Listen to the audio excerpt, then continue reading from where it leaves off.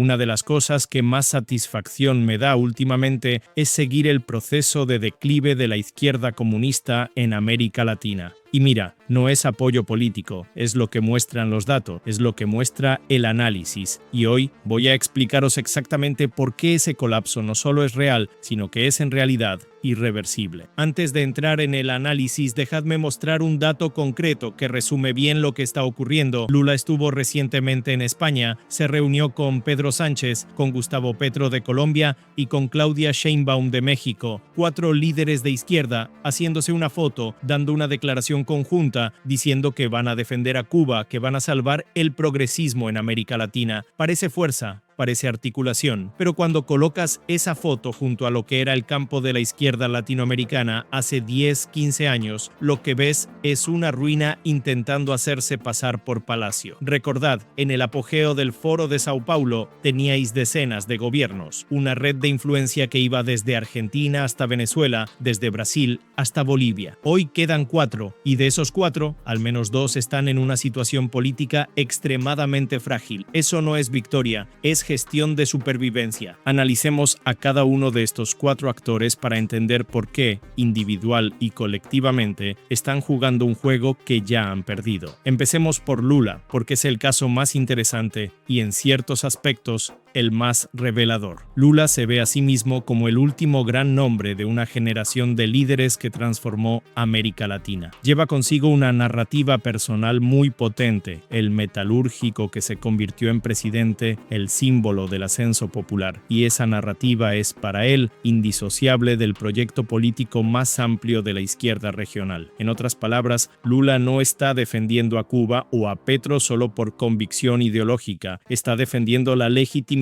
de su propia trayectoria. Si la izquierda latinoamericana es percibida como un proyecto fracasado, la narrativa de Lula fracasa con ella. Su interés inmediato es la supervivencia política doméstica. Llegó a su tercer mandato con un margen electoral muy estrecho, se enfrenta a una oposición organizada y a un escenario económico que no entrega los resultados que prometió. Mantener vínculos con líderes progresistas en el exterior sirve a una función específica. Construye la narrativa de que es un estadista global respetado internacionalmente, lo que compensa parcialmente la falta de resultados domésticos. Es lo que en ciencia política se llama política exterior como instrumento de legitimación interna. El resultado es una estrategia de visibilidad sin riesgo. El problema es que esa estrategia tiene un límite claro, solo funciona mientras el campo que representa parece relevante. Y como ya estamos viendo, la percepción de irrelevancia está avanzando rápido. Dentro de poco, aparecer en esa foto va a costar más de lo que va a rendir. Gustavo Petro es probablemente el caso más frágil de los 4. Llegó al poder en Colombia como una ruptura histórica, primer presidente de izquierda de un país que siempre había sido uno de los pilares conservadores de la región. Se ve a sí mismo como el abanderado de una nueva era, el símbolo de que la izquierda podía llegar donde nunca había llegado. Eso crea una percepción de misión histórica que es al mismo tiempo su fortaleza y su fragilidad. Petro necesita mostrar resultados en un país con enormes desafíos estructurales, violencia, desigualdad, dependencia de las materias primas, mientras mantiene coaliciones políticas extremadamente inestables. Su apoyo popular está en caída constante. En ese contexto, la alianza con Lula y con la red del Foro de Sao Paulo sirve menos como proyecto político y más como red de seguridad simbólica. Lo racional sería desplazar su discurso hacia temas de gestión concreta y desvincularse de causas que tienen bajísima popularidad en Colombia, como la defensa de Cuba, pero no lo hace porque su identidad política está tan arraigada en esa tradición que cualquier movimiento en esa dirección sería leído como traición por su propia base. Una estrategia que fue ganadora en el pasado se convierte en una restricción que le impide adaptarse cuando el contexto cambia. Pedro Sánchez es el elemento más curioso de esta ecuación porque técnicamente no es un actor latinoamericano. Ve la alianza con la izquierda regional como un instrumento de política exterior que sirve a 2 objetivos domésticos. Primero, posiciona a España como una voz alternativa dentro de la Unión Europea en temas de relaciones con América Latina. Segundo, refuerza su imagen ante una base electoral liberal de izquierda que necesita creer que él tiene una visión del mundo progresista coherente. Sánchez está en una situación política extremadamente delicada en casa. Gobierna con una mayoría parlamentaria construida sobre acuerdos con partidos regionales, catalanes, vascos, que son fundamentalmente inestables. Cualquier crisis de gobernabilidad puede derrumbar ese equilibrio. En ese contexto, la diplomacia progresista con América Latina es relativamente barata en términos de coste político doméstico y produce dividendos simbólicos ante la base. Pero eso también significa que, en el momento en que esa asociación empiece a costar más de lo que rinde, se desplazará sin dudarlo. Sánchez no es un ideólogo, es un superviviente político, y los supervivientes políticos no se ahogan por lealtad a causas que se están hundiendo. Sheinbaum es, de los cuatro, la que está en la posición más estable. Se ve a sí misma como la continuadora del proyecto de AMLO, un liderazgo de centroizquierda pragmático que gobierna un país con una relación histórica compleja con Estados Unidos y una tradición de política exterior no intervencionista muy arraigada. La defensa de la soberanía de Cuba, para ella, tiene raíces doctrinales que van mucho más allá de la simpatía ideológica. Está ligada al principio de no intervención que es casi un dogma de la política exterior mexicana. Sheinbaum necesita mantener la cohesión del movimiento que la eligió, gestionar la relación con Trump, que está bajo presión constante por temas de migración y narcotráfico, y entregar resultados económicos en un entorno externo desafiante. Su posición respecto a Cuba es menos una elección que una herencia institucional, con una coherencia histórica independiente de la ideología de los gobiernos en cuestión. Eso no significa que su posición sea correcta, pero sí que tiene una lógica más robusta que la de los otros tres. ¿Por qué está condenada esta alianza? Porque lo que parece una alianza es, en realidad, un conjunto de jugadores con intereses divergentes, unidos únicamente por el miedo a perder lo que aún tienen. Cada uno de ellos tendría incentivos para distanciarse de las causas más impopulares, la defensa de Cuba, la solidaridad con Maduro, el discurso antiamericano. Pero ninguno lo hace porque el coste de salir primero es muy alto. Sería leído como traición por la base, debilitaría la posición de los demás y señalaría la derrota del proyecto en su conjunto. Así que se quedan todos juntos en una alianza que sirve menos para avanzar y más para aplazar el momento de reconocer el colapso. Cuando el pegamento de una alianza es el miedo y no el interés compartido, esa alianza está condenada. Hay al menos tres factores estructurales que están erosionando las bases de ese bloque simultáneamente. El primero es demográfico y generacional. La generación que construyó el imaginario de la izquierda latinoamericana en las décadas de 1960 a 1980, que tiene a Cuba y a la revolución como referencias fundadoras, está literalmente envejeciendo y perdiendo influencia cultural. Las nuevas generaciones en América Latina son más escépticas respecto al Estado, están más conectadas globalmente y romantizan mucho menos los experimentos autoritarios del pasado. El segundo factor es el fracaso económico de los regímenes que deberían ser los modelos.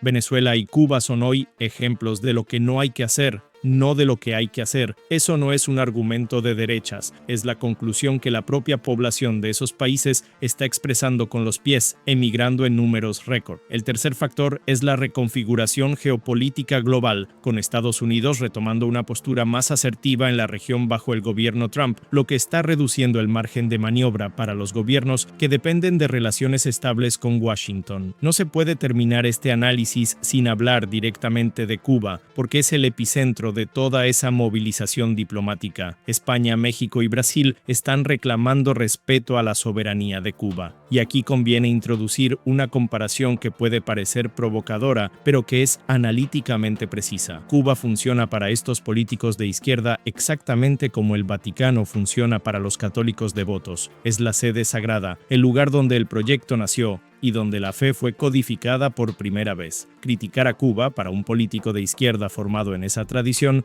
no es simplemente disentir de una política, es cuestionar la doctrina fundacional, es atacar el altar. Por eso la defensa del régimen cubano tiene esa intensidad casi religiosa que no se explica solo por el cálculo político racional. No están defendiendo los resultados de Cuba porque los resultados son indefendibles. Están defendiendo el símbolo, y los símbolos, a diferencia de las políticas, no se evalúan por sus consecuencias, se venera o se apostata. Esa es exactamente la trampa en la que están atrapados Lula, Petro, Sánchez y Sheinbaum cuando se fotografían juntos reclamando soberanía para La Habana. Pero, ¿qué significa soberanía? Analíticamente hablando, la soberanía, en el sentido moderno del concepto desarrollado desde Westfalia, implica que el poder ejercido sobre un territorio emana de alguna forma de legitimidad, ya sea por la tradición, por la conquista o en las democracias modernas, por el consentimiento de los gobernados expresado en elecciones competitivas. Cuba no tiene elecciones competitivas. El régimen cubano no ha pasado por ningún proceso de validación electoral que un observador independiente reconocería como legítimo. Invocar la soberanía en defensa de un régimen sin legitimidad democrática es, en el mejor de los casos, una aplicación distorsionada del concepto y, en el peor, un uso retórico para proteger un sistema que se perpetúa por la fuerza. La situación en Cuba ahora es particularmente reveladora. Díaz-Canel pidió a la población que se prepare para una posible operación militar americana y Estados Unidos, según los informes, ya está articulando transiciones, incluyendo al parecer contactos con el nieto de Raúl Castro, identificado como una figura dispuesta a negociar una apertura gradual. La lógica americana es clara. No es necesario destruir el aparato estatal cubano si es posible sustituir el liderazgo por alguien que mantenga la estabilidad institucional mientras abre la economía. Es el modelo Venezuela aplicado a Cuba, no una invasión en el sentido clásico, sino una presión combinada de sanciones, aislamiento diplomático y oferta de normalización condicionada a la salida del líder actual. Lo que ese cuadro revela sobre los que están defendiendo la soberanía cubana es elocuente. No están defendiendo al pueblo cubano, están defendiendo la permanencia de un modelo político que sirve como referencia simbólica para sus propios proyectos. Es una defensa de espejo, no de principio, y es por eso por lo que esa foto de 4 líderes en Madrid no es una señal de fuerza, es un documento de declive. Cada uno de esos actores está jugando un juego diferente, con intereses diferentes, unidos por una narrativa que está perdiendo progresivamente su capacidad de movilizar electorados y de producir resultados concretos. Las alianzas sin interés compartido real se disuelven en el momento en que el coste de mantenerlas supera el beneficio. Ese momento para el bloque progresista latinoamericano está llegando. Dentro de poco, si las tendencias actuales se mantienen, esa foto tendrá aún menos personas y después menos todavía. No porque la derecha sea invencible o porque el conservadurismo sea la respuesta a todos los problemas de la región, sino porque los proyectos políticos que no entregan resultados a las poblaciones que representan pierden legitimidad, y la legitimidad perdida en la política democrática es muy difícil de recuperar. En el próximo vídeo voy a explorar una dimensión que el análisis político convencional no consigue capturar completamente: el papel de las narrativas culturales y religiosas en la política latinoamericana y cómo el mesianismo político, de izquierda y de derecha, funciona como sustituto del programa cuando los programas fallan, porque entender lo que está ocurriendo en la región exige no solo analizar los intereses de los actores, sino comprender las historias que cuentan sobre sí mismos y sobre el mundo.